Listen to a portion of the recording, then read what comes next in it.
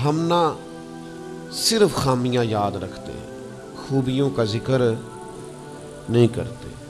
اس کا نتیجہ یہ نکلتا ہے کہ ہماری دوستیاں تیزی سے ختم ہوتی ہیں، تعلقات زیادہ دیر پا ہوتے نہیں، چلتے نہیں۔ ہمیں کرنا یہ ہے کہ ہمیں اللہ کی رضا کے لیے دوستی کرنی، اللہ کی رضا کے لیے لوگوں سے پیار کرنا، اللہ کی رضا کے لیے اللہ کے بندوں کی باتیں سننی، اللہ کی مخلوق سمجھ کے لوگوں کی خوبیاں دیکھنی، اللہ کے بندے سمجھ کے ان کے اندر پائی جانے والی باتوں کو ہم نے اخذ کرنا۔ اگر ہم تعلقات میں لالچ لائیں گے، ذاتیات لائیں گے، زیادہ امیدیں لگائیں گے، اس کا نتیجہ ٹھیک ایک بزرگ غریب تھے پھر امیر ہو گئے، تو کسی نے ان کو مبارک دی کہ بڑی بات ہے، آپ کو اللہ نے بڑے پیسے دیے ہیں، تو فرمانے لگے یار پہلے جو یار تھا وہ میرا دوست تھا، اب تو ڈھیر سارے لوگ میری جیب کے دوست ہیں، اب تو جیب کا رشتہ ہو گیا ہے لوگوں کا، ڈھیر سارے لوگوں کا۔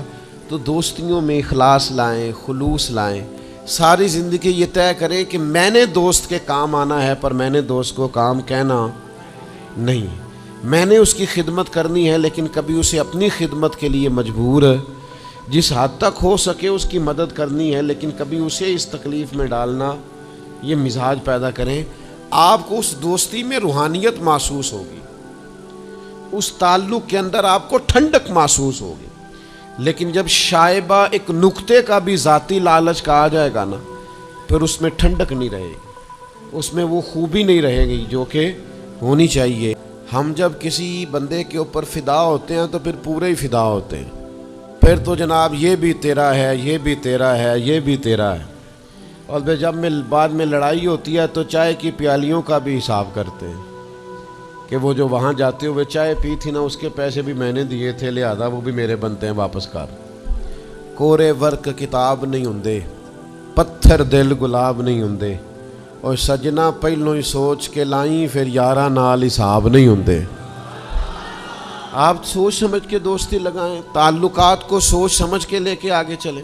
نبی پاک صلی اللہ علیہ وسلم نے فرمایا وقفے سے ملا کرو، محبت بڑھتی ہے، تھوڑا نا وقفے سے ملا کرو، اس سے محبت بڑھے گی۔ یہ جو بہت وارفتگی ہے نا، بہت وارفتگی ہے، بہت جوش ہے، تو اس کا نتیجہ یہ نکلتا ہے کہ جتنی زور سے گیند دیوار سے لگتی ہے پھر اتنی زور سے ہی گیند واپس آتی ہے، اس کے نتائج ٹھیک نہیں نکلتے۔ تو عرض یہ کرنا چاہتا ہوں کہ اعتدال میں رہیں، معتدل رہیں، آپ اس حد سے تجاوز ہی نہ کریں۔ میرے پاس یہاں ایک دوست آئے تو مجھے کہنے لگے جی میرا دوست بڑا اچھا تھا، بڑا نائس تھا، بڑا بہترین تھا، بڑا پیارا تھا، میرے ایک دوسرے دوست نے اسے خراب کر دیا۔ تو میں نے کہا وہ دوسرا دوست میں سمجھا نہیں۔ کہنے لگے یہ میرا پرانا دوست تھا جس نے اسے خراب کیا، اور جسے کیا وہ نیا تھا، 2-4 سال، اس کی میں نے دوستی لگائی تھی، اب وہ دونوں ڈائریکٹ ہو گئے اور مجھے انہوں نے بیچ میں سے نکال دیا ہے۔ تو میں نے کہا یہ تو اکثر ہوتا ہے، پہلی دفعہ تو نہیں ہوا، اس طرح تو ڈھیر دفعہ ہوتا ہے۔ کہنے لگے میں کروں کیا، میں نے بڑا شور کیا ہے، ان کو اپنے احسان بھی یاد کرائیں پر وہ مانتے نہیں۔ میں نے کہا اب حل ہے نا، تھوڑا چپ کر جا کچھ عرصے کے لیے، تھوڑی خاموشی اختیار کر، جو چپ کر جاتا ہے وہ بھی بچ جاتا ہے۔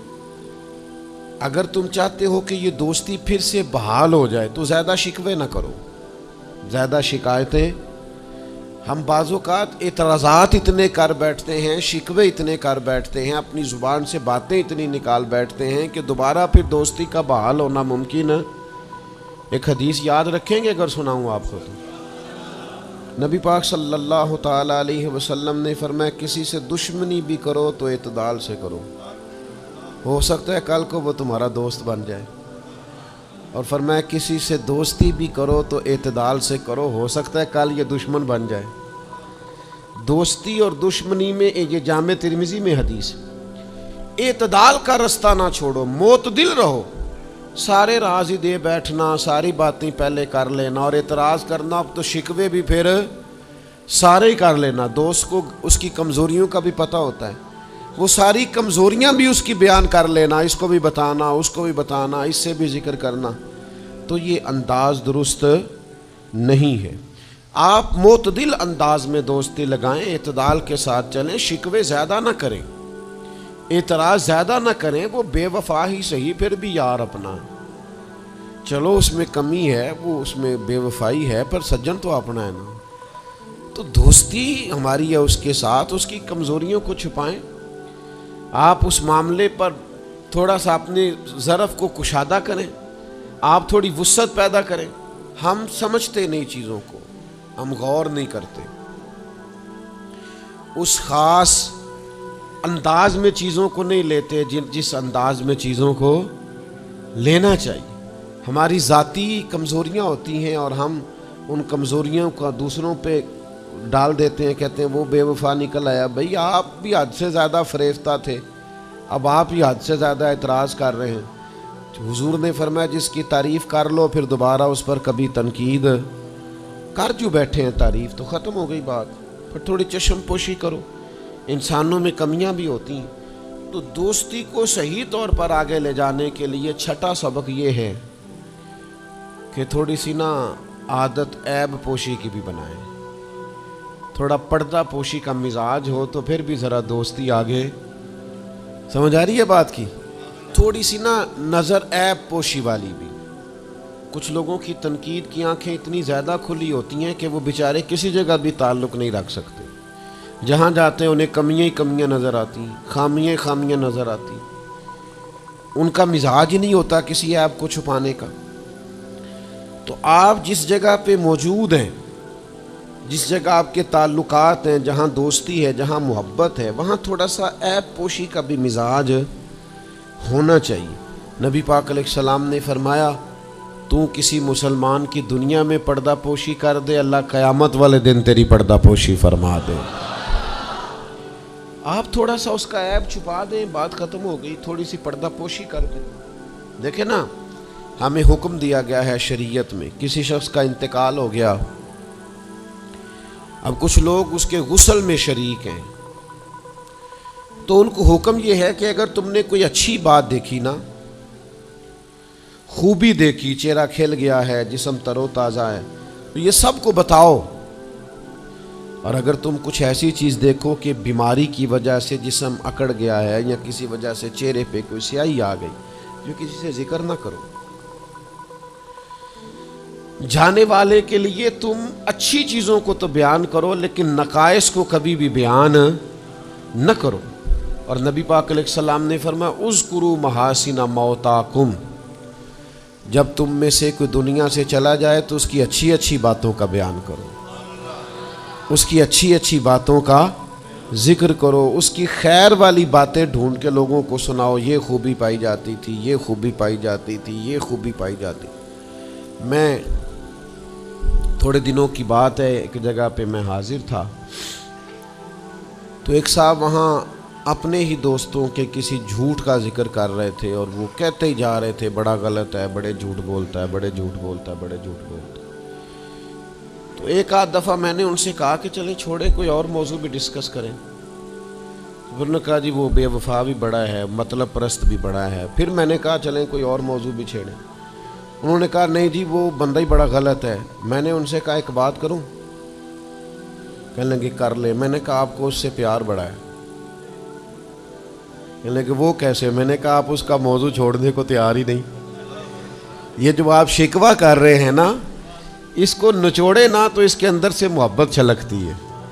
آپ اس کا موضوع چھوڑنے کو تیار، یہ جو ہر بات پہ اب کبھی آپ کہتے ہیں جھوٹا بڑا ہے، کبھی کہتے ہیں بدعہد بڑا ہے، کبھی آپ کہتے ہیں وہ مطلب پرست بڑا ہے، تو 3-4 دفعہ آپ سے کہا ہے موضوع بدل دیں تو نہیں نہ بدل رہے۔ اس کا مطلب یہ ہے کہ آپ کو اس شخص سے محبت، تو یہ جو آپ شکوے کر رہے ہیں نا بار بار، اسے بھی نچوڑیں تو اس کے اندر سے محبت چھلک رہی ہے۔ وہ جو باپ بار بار کہتا ہے نا فلانا منڈا میرا بڑا نافرمان ہے، تو اصل میں والد کو پیار ہوتا ہے۔ وہ بار بار جو اس کا ذکر کرتا ہے، بار بار لوگوں کے سامنے، اچھا بچہ کہہ رہا ہوتا ہے مجھے بدنام کر رہے ہیں، یہ دیکھیں جی بار بار ہر جگہ سے یہ میری شکایتیں کرتے ہیں۔ تو اصل بات کیا ہوتی ہے؟ اصل بات یہ ہوتی ہے کہ اس بندے کو اس سے محبت بہت زیادہ ہے، وہ چاہتا ہے اس پیار کے سبب سے، اس محبت کی وجہ سے کہ وہ بار بار اس کا ذکر کرے، بار بار اس کا تذکرہ کرے، تو تھوڑی عیب پوشی کا مزاج بنائیں، تھوڑا درگزر کی طبیعت بنائیں، تھوڑا ماحول کے اندر اس طرح کا مزاج لے کے آئے۔ ہم دوستوں سے میں اکثر ایک بات کرتا ہوں، حضور فرماتے ہیں قیامت والے دن اللہ کی بارگاہ سے یہ اعلان ہوگا کہ کہاں ہیں وہ لوگ جو میری رضا کے لیے آپس میں محبت کیا کرتے تھے۔ رب فرمائے گا جب آج میرے عرش کے سائے کے علاوہ کوئی سایہ نہیں ہے تو میں انہیں اپنے عرش کا سایہ عطا کروں گا، کیونکہ وہ میری رضا کے لیے آپس میں دوستی کرتے، میری رضا کے لیے انہوں نے آپس میں محبت کی۔ تو دوستی کا سب سے پہلے تو یہ سٹیٹس بنائیں کہ اس کے اندر محض اللہ کی مرضی، اللہ کی رضا، اللہ کی رضا کے لیے ایک دوسرے سے پیار، منفعت نہ ہو اس کے اندر کوئی بھی، دنیاوی لالچ کوئی بھی نہ ہو، ہرس نہ ہو، ہوس نہ ہو، طمع نہ ہو، ذاتی مفادات نہ ہو۔ جب ان سے بالاتر ہو کر لوگ دوستیاں لگاتے ہیں تو وہ دوستیاں قائم رہتی ہیں۔ اللہ کے پیارے محبوب صلی اللہ تعالی علیہ وسلم نے فرمایا قیامت والے دن کچھ لوگ ایسے ہوں گے جن پر انبیاء اور اولیاء رشک کریں گے، ان کے چہرے 14ویں رات کی طرح چمک رہے ہوں گے، انہیں نور کے ممبروں پہ بٹھایا جائے گا۔ یا رسول اللہ اتنی فضیلت ان لوگوں کو حاصل ہے، یہ کون لوگ ہیں؟ تو حضور فرماتے ہیں یہ وہ لوگ تھے جو جس سے بھی دوستی لگاتے تھے، پیار کرتے تھے، محض اللہ کی رضا کے لیے کرتے تھے۔ تو اللہ تعالیٰ صبح قیامت انہیں اعزازات سے نوازے گا، شرف سے نوازے گا، فضیلت سے نوازے گا۔ دوسری بات یہ ہے کہ دوستی کب قائم رہتی ہے؟ دوستی تب قائم رہتی ہے جب ہم نہ دوستوں سے زیادہ امیدیں نہ لگائیں، انسانوں کو انسان ہی سمجھیں، ان سے بہت لمبی اور وسیع امیدیں لگا لینا اور بڑے وسیع مطالبات کرنا اور بڑی لمبی چوڑے تقاضے دوستوں سے کرنا۔ میں اکثر دوستوں کی خدمت میں یہ گزارش کیا کرتا ہوں کہ اپنے دوستوں سے کوئی مطالبہ کر کے انہیں آزمائش میں نہ ڈالو۔ تم نے اپنے ہی دوست کو لا کر پل صراط پہ کھڑا کر دیا ہے، بیچارہ اس طرف جائے کہ اس طرف جائے۔ ان سے کوئی ایسا مطالبہ کرنا جو ان کی پہنچ سے باہر ہو، ان کی حیثیت سے بڑھ کر ہو، ان کی طاقت سے زیادہ ہو، تو اس کا مطلب یہ ہے کہ آپ نے اپنی دوستی کو خود آزمائش میں ڈال دیا۔ آپ اتنے لمبے چوڑے تقاضے نہ کریں، آپ محدود سا لوگوں کے ساتھ تعلق بنائیں۔ وہ جی میں اس کے اتنا کام آیا ہوں تو اب اس کو اس سے ڈبل آنا چاہیے، تو آپ نے دوستی کی نہیں، آپ نے تو تجارت کی۔ اگر آپ کی محبت ہوتی تو پھر تو آپ کا انداز اور ہوتا، جب تیرا حکم ملا ترک محبت کر دی، دل مگر اس قدر تڑپا کہ قیامت کر دی۔ تو یاد رکھیے گا کہ آپ حکم جب آ گیا، جب آپ محسوس کریں تو اس وقت پھر آپ اس چیز کو سمجھ جائیں۔ تو دوستیوں کو کبھی بھی آپ کٹہرے میں کھڑا نہ کریں، تعلقات کو کبھی بھی آزمائش کی بھیٹ نہ چڑھائیں، اس طرح کا ماحول نہ بنائیں جس میں آزمائش پیدا ہو، جس میں تکلیف بڑھ جائے، جس میں کرب کا احساس سامنے والے کو ستائے۔ کوشش کریں گنجائش رہے ماحول کے اندر، آسانی رہے، وسعت رہے۔ تیسری بات یہ ہے کہ اگر آپ محسوس کرتے ہیں کہ دوستی کو چلانا ہے تو پھر صرف اسی چیز کو نہ یاد رکھیں جو چیز آپ کو آج میسر آ رہی ہے اور آج آپ کو انکار ہو رہا ہے۔ اس سے پہلے جو دوستوں نے بڑی وفائیں کی ہیں وہ بھی تو یاد رکھے نا۔ ہمارا یہ ماحول ہوتا ہے کسی بندے نے 99 دفعہ نیکی کی ہے، ایک دفعہ انکار کیا، تو ہمیں ایک دفعہ کا انکار تو یاد رہتا ہے لیکن 99 نیکیاں یاد نہیں رہتی۔ یہ بہت بڑی زیادتی ہے۔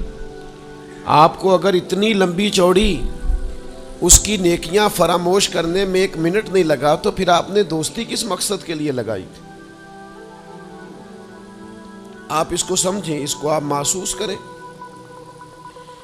تو میں نے یہ دیکھا ہے زندگی میں کہ لوگ چاہتے ہیں کہ روز ان کا مطالبہ پورا کیا جائے، روز ان کا مطالبہ پورا۔ ہمارے ایک دوست تھے، بزرگ تھے، تو وہ سلسلہ طریقت کو چلاتے تھے، خانقاہی نظام کو، نظم کو لے کے چلنا مشکل ہوتا ہے۔ تو ان کے ایک مرید نے شکوہ کیا، اس نے کہا کہ حضرت پہلے آپ بڑا وقت دیتے تھے، اب آپ ٹائم نہیں دیتے۔ تو فرمانے لگے پہلے میرے بچے 1-2 تھے، اب درجنوں میں ہو گئے، اب وقت بٹ کے ملے گا نا۔ والد پہلے ایک پر توجہ دیتا ہے، بچے 4 ہو جائیں تو ٹائم تقسیم، بات کی سمجھ آ رہی ہے؟ تو وقت تقسیم ہو کے ملے گا نا جب بچے بڑھ جاتے ہیں۔ اور فرمانے لگے ابھی تو میرے سمجھ لو 10-15 بچے ہیں، تو جب پوتے نواسے نواسیاں ہو گئے تو یہ اور زیادہ بٹ جائے گا، پھر اس میں اور زیادہ تقسیم کار ہو جائے گی، تو پھر اس طرح کر کے ماحول میں تقسیم ہو جاتی، اور یہ ہوتا ہے۔ یہ ایک صورت ہے، آپ دیکھیے نا، کبھی ایسا بھی ٹائم تھا حجر اسود پر کہ اس کو ہاتھ لگا کے آپ چوم لیتے تھے، اور ڈھیروں وقت صحابہ اس پر چہرے رکھ کے رویا کرتے تھے۔ پھر ایسا وقت آیا کہ چھڑی لگا لو بھائی، چھڑی لگا کے پیچھے ہٹ جاؤ، اور اب ایسا ٹائم ہے کہ آپ دور سے استلام کر لیں۔ اب اگر آپ کہیں کہ مسلمان دیکھو جی حجر اسود کو تو ہاتھ لگانے کا موقع ہی نہیں مل رہا، تو بھئی نبی پاک نے تو فرمایا میں قیامت والے دن کثرت امت پر فخر کروں گا کہ میری امت زیادہ ہے۔ تو یہ تو تعداد کا بڑھنا، یہ تو کثرت کا ہونا، یہ تو باعث ناز اس کو سرکار نے کہا۔